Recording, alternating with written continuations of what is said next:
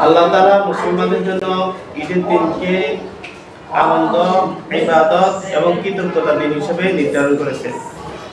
রাসূল করিম সাল্লাল্লাহু আলাইহি সাল্লাম ঈদের দিন বিশেষ কিছু আমল করতেন, যেগুলো আমল করা আমাদের জন্য সুন্নাত।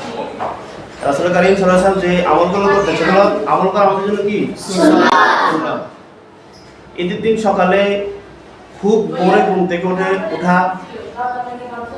উঠে ফজরের সালাত আদায় করা। আমাদের এমন একটা অবস্থা হয়ে গেছে, খুব ভোরে ঘুম থেকে উঠে ফজরের সালাত আদায় হয় না। ফজরের নামাজ বাদ দিয়ে আমরা ঈদের নামাজ আদায় করতে সময় চলে যায়। ফজরের নামাজটা পড়া কি ফরজ না? আর ঈদের নামাজ পড়া ফরজ আগে না ওয়াজিব আগে? ফরজ আগে। অতএব ফরজের মর্যাদা বেশি, দুইটাই পালন করতে হবে। দুইটাই না পালন করলে গুনাহগার হবে, কেমন? কিন্তু ফরজ আদায় করতে হবে। ফরজ কি আদায় করতে হবে। দ্বিতীয় নাম্বার, গোসল করা। হযরত ইবনে ওমর রাদিয়াল্লাহু তাআলা আনহু ঈদের দিন গোসল করতেন। তো হাদিস দ্বারা প্রমাণিত যে ঈদের দিন সকালে গোসল করা। ঈদের দিন সকালে কি গোসল করা। উত্তম পোশাক পরিধান করা।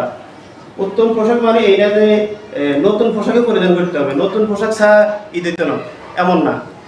ঈদের দিন তোমার যে জামাটা আছে, যেটা সবচেয়ে ভালো, যেটা সবচেয়ে সুন্দর, ওই জামাটা পরতে হবে, কেমন? ওটা কি? এটা পড়া কি সুন্নাত। এটা পড়া কি সুন্নাত। মিসওয়াক করা। এখানে মিসওয়াক করেননি? আপনারা মিসওয়াক করেন? তাহলে তো এটা যে আমাদের জন্য খুব ইজি হয়ে গেল। ঈদের দিন মিসওয়াক করা কি সুন্নাত। সুগন্ধি ব্যবহার করা। সুগন্ধি ব্যবহার করেননি? সুগন্ধি ব্যবহার করা। ঈদুল ফিতর নামাজের আগে যাওয়ার আগে কিছু খাওয়া। কিছু কি খাওয়া। ঈদুল ফিতর নামাজে যাওয়ার আগে কয়েকটি খেজুর খাওয়া সুন্নাত। সহিহ বুখারী শরীফে বর্ণনা এসেছে,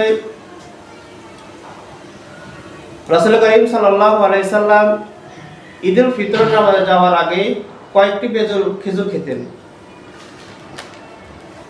ঈদুল আজহার নামাজের আগে যাওয়ার আগে কিছু না খাওয়া। ঈদুল আজহার নামাজের আগে যাওয়া কিছু না খাওয়া। এবং ঈদুল আজহার দিন কোরবানির গোশত খাওয়ার আগে কিছু না খাওয়া উত্তম। কোরবানির গোশত খাওয়া এটা হচ্ছে কি সুন্নাত। এর আগে নামাজের আগে কিছু না খাওয়া কি না খাওয়া। আর নামাজের পরে গোশত দিয়ে খাওয়াটা শুরু করা, এটা হচ্ছে সুন্নাত, কেমন? তাকবীর পাঠ করা।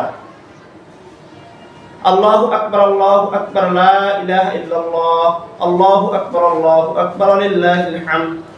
সবাই আমার সাথে একটু বলেন, আল্লাহু আকবার, আল্লাহু আকবার, লা ইলাহা ইল্লাল্লাহ, আল্লাহু আকবার, আল্লাহু আকবার, লিল্লাহিল হামদ। ঈদগাহ হেঁটে যাওয়া। যদি কাছে হয় তাহলে হেঁটে যাওয়া, আর যদি সম্ভব না হয়, দূরে হয়, তাহলে তো গাড়ি বা বিভিন্ন যানবাহনের মাধ্যমে যাওয়া তো লাগবে নাকি? এক রাস্তা দিয়ে যাওয়া, অন্য রাস্তা দিয়ে ফিরে আসা। এক রাস্তা দিয়ে যাওয়া, অন্য রাস্তা দিয়ে ফিরে আসা।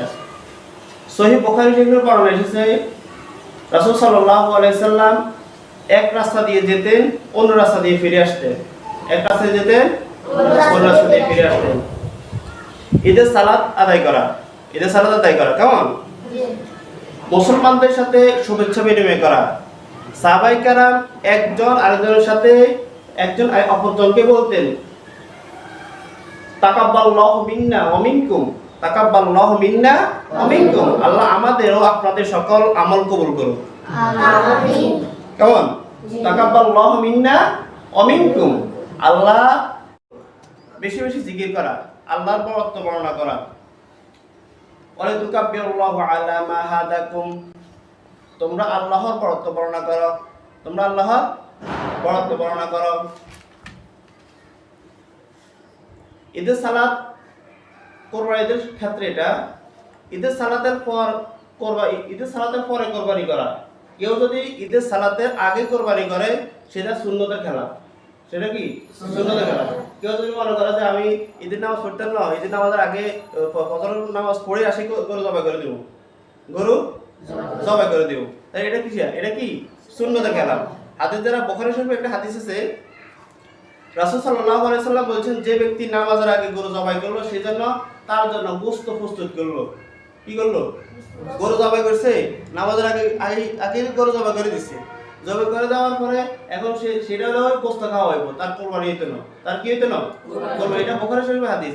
কোন ব্যক্তি ঈদের নামাজের আগে যদি পশু জবাই করে সে তার জন্য গোশত প্রস্তুত করলো, আর নিজের জন্য এটা কি হলো? গোশত প্রস্তুত করলো। আর ঈদের নামাজের পর যদি কেউ যদি গরু জবাই করলো সেটা সে কোরবানিটা পূর্ণ করলো। পশুকে এগুলো হচ্ছে এখন যেগুলো বলতেছি এগুলো হচ্ছে কোরবানির ক্ষেত্রে। কেমন? শুধু ঈদের জন্য সমাবিদ্ধ না, এটা হচ্ছে কোরবানির ক্ষেত্রে কিছু কথা বলতেছি। পশুকে ক্যাবলামুখী করা, পশুকে কি করা? ক্যাবলামুখী করা। দাঁড়ালো ছুরি দ্বারা পশু জবাই করা। দাঁড়ালো ছুরি দ্বারা কি করা? পশু জবাই করা। বোতা ছুরি দি যেটা দান নাই ওটা জবাই করলে পশুটা কষ্ট পাইব। পশুটা কি পাইব? কষ্ট পাইব। হাদিসের মধ্যে আসছে তোমরা জবাই করো সুন্দর করে এবং দাঁড়ালো ছুরি দ্বারা। এটা হচ্ছে সহিহ মুসলিম শরীফের হাদিস। নিজ হাতে জবাই করা। আচ্ছা, আমাদের মধ্যে কেউ কি নিজ হাতে করে জবাই করতে পারেন নাই? কেউ পারেন? পারেন না। এটা শিখে নিতে হবে। কোরবানির গোশত বন্টন করা, এটা 3 ভাগে বন্টন করা যায়, তবে এটা উত্তম। এটা কোনো সুন্নত না। এটা কি উত্তম?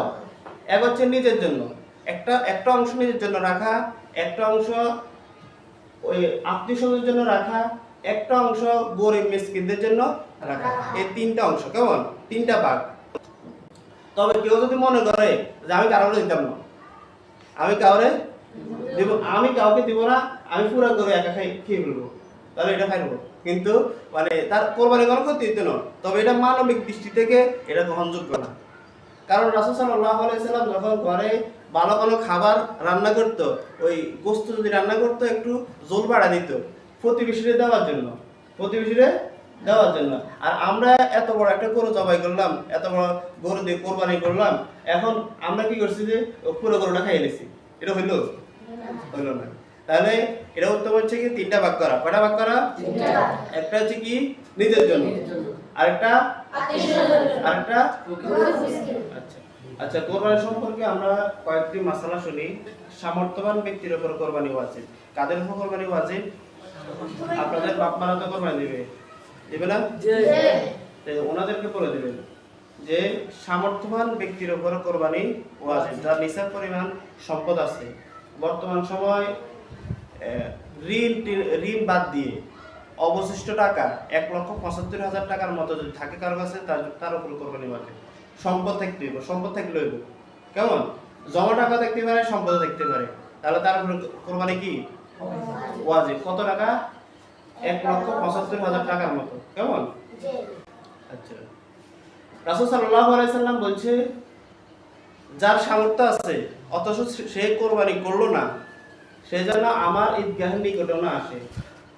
এটা একটা ধমক দিয়েছে, ধমকে শুরু করছে যে যার সামর্থ্য আছে অথচ সে কোরবানি করলো না, সে যেন আমার ঈদগাহের নিকটেও না আসে। কেমন? তাহলে সামর্থ্যবান ব্যক্তির উপর কোরবানি কি ওয়াজিব। নির্ধারিত সময় কোরবানি করা। কেউ যদি 9 জিলহজ কোরবানি করে, কোরবানি হবে না। আবার যদি কেউ 13 জিলহজ কোরবানি করে, তাহলে কোরবানি হবে না। কোরবানি কখন হবে? নির্ধারিত সময়টা কখন? 10 জিলহজের ঈদের সালাতের পর থেকে 12 জিলহজ সূর্যাস্ত পর্যন্ত। এটা হচ্ছে কোরবানির সময়। শরীয়ত সম্মত পশু দ্বারা কোরবানি করা। শরীয়ত সম্মত পশু কোনগুলো? ওট, গরু, মহিষ, ছাগল, ভেড়া, দুম্বা, এই জাতীয় পশু দ্বারা কোরবানি করা বৈধ। এর বাইরে কেউ যদি মুরগি দিয়ে করে, কেউ যদি মুরগি দিয়ে করতে চায় হইব নি? তাহলে শরীর সম্মত পশু দ্বারা কোরবানি করা। কেমন? পশুর বয়স নির্ধারণ করা। ওট 5 বছর, সর্বনিম্ন ওটের বয়স হবে কত বছর? 5 বছর।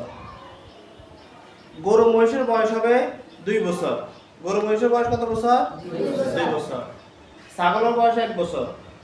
ভেড়া এবং দুম্বা 6 মাসের যদি দেখতে বড় দেখা যায় না হলে 1 বছর, না হলে কত বছর?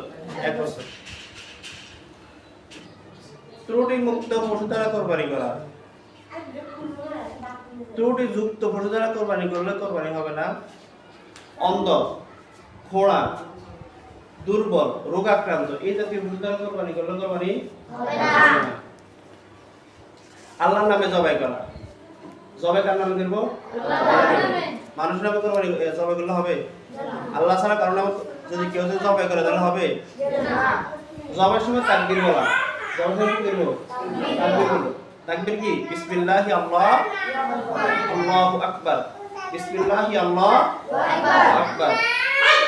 নিয়ত বিশুদ্ধ হওয়া, যেমন বুখারী শরীফের বর্ণনা একটা হাদিস আসছে, ইন্নামাল আমালু বিন্নিয়াত, সমস্ত আমলই নিয়তের উপর নির্ভর করে। আল্লাহ তাআলা আমাদেরকে যতগুলো কথা বলেছি প্রত্যেকটা কথা মানার এবং আমল করার তৌফিক দান করুন। আমিন।